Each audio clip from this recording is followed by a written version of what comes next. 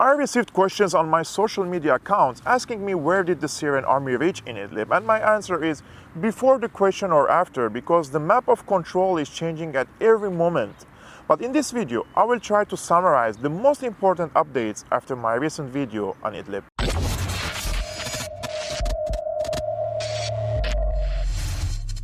This was the map of control over Idlib on 29th of January 2020. It was obvious after capturing Marit No'man that the SAA will advance to the north in order to liberate Sarakeb. This is logical because the SAA is trying to reopen the M5 highway between Aleppo, Idlib, Homs, and Damascus. During the last video, I said the SAA might try to advance towards the east in order to create a foothold over the M4 highway. This turned to be true, but I thought the SAA will advance towards Ariha. Instead, SAA advanced towards Nerab, which is also located on the M4 highway. This left us in surprise. Even the enemies of the SAA were shocked by this surprise military maneuver. Now, if we check the map of control again and the locations of intense SAA bombardment, we could say the government forces are preparing to advance towards Sarmin in order to block all the roads that lead to Idlib from the east. Additionally, the SAA is preparing to advance towards Sarakeb. In fact, the map of control might change before I even upload this video on YouTube. On a broader geopolitical scene, Turkey has weighed in again and tried to block the advancing troops against Al-Qaeda in Idlib. However, the SAA bombed a Turkish post, killing 9 Turkish soldiers. The Russian Ministry of Defense said the Turkish side didn't inform the Russian side about the presence of Turkish forces there, which is something I don't really believe in, because the Russian MOD also said the Turkish soldiers were targeted in a post where the terrorists were operating there.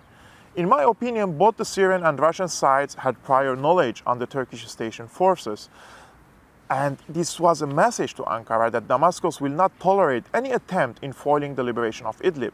Although Erdogan has a big mouth and threatened to retaliate against the SAA, he said hours later that Ankara and Moscow should resolve differences over the conflict in Syria's Idlib without anger. Without anger, if Turkey wants to spare bloodshed and stop losing more troops, then Erdogan should withdraw its occupation forces from Syria, because the General Command of the Syrian Army and Armed Forces stressed only yesterday that the presence of the Turkish forces is illegal and constitutes a flagrant hostile act, and said that the Syrian side is ready to respond promptly to any assault by these forces against the Syrian operating forces in that region. Finally, pro-Turkish websites claimed yesterday that Turkey has taken revenge for the killing of its troops in Syria and retaliated against tens of SAA posts, killing tens of Syrian soldiers. Unfortunately, some pro-Syria outlets quoted these pro-Erdogan websites without double-checking. In fact, Turkey neither bombed SAA posts yesterday nor tens of Syrian soldiers died. These were simply fake news.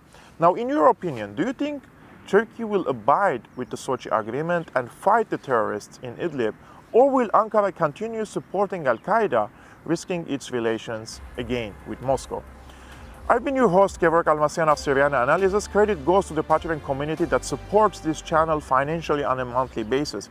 If you like to support my independent journalistic work, please visit patreon.com/Syriana Analysis. More details in the description below.